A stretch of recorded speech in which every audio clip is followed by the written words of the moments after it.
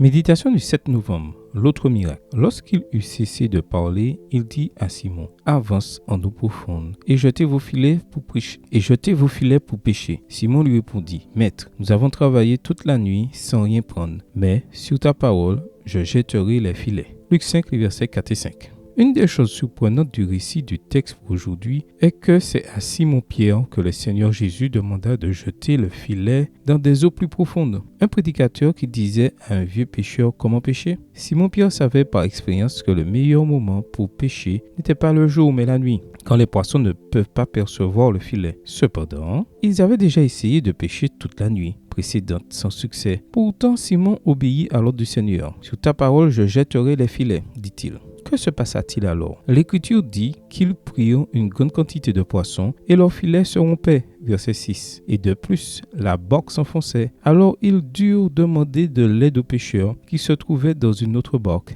Et il s'en fallut de peu que celle-ci coule aussi. Sans aucun doute, un grand miracle. Si grand que, si vous n'ouvrez pas bien les yeux, vous perdez de vue l'autre miracle. Le récit biblique raconte qu'après la pêche miraculeuse, Simon tomba à genoux et reconnut qu'il était en présence de Dieu lui-même. « Seigneur, éloigne-toi de moi, parce que je suis un homme pécheur. Sois sans crainte. Désormais tu seras pêcheur d'hommes. » Ce jour-là, non seulement Simon, mais aussi tous ses compagnons de pêche laissèrent tout et le suivirent. Verset 11. C'était l'autre miracle. Ils abandonnèrent tout au moment où leur petite entreprise de pêche traversait son meilleur moment. Au moment où tout allait bien, quand les filets étaient remplis de poissons et l'appel du passé était le plus fort. Jésus demanda aux disciples qui se trouvaient au bord de la mer de tout quitter pour se vouer à l'œuvre de l'évangile. Chaque âme est mise à l'épreuve de la même manière et doit montrer si elle préfère la communion avec le Christ ou bien temporelle.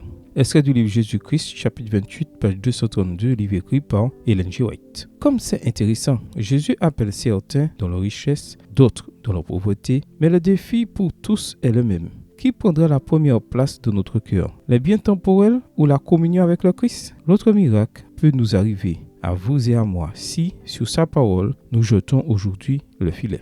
Prière. Seigneur Jésus, apprends-moi à faire toujours ta volonté, même si ce que tu m'ordonnes semble n'avoir aucun sens. Et fortifie ma foi pour te donner la première place dans ma vie, dans mes meilleurs comme dans mes pires moments. Amen. Bonne journée à vous et que le Seigneur vous bénisse.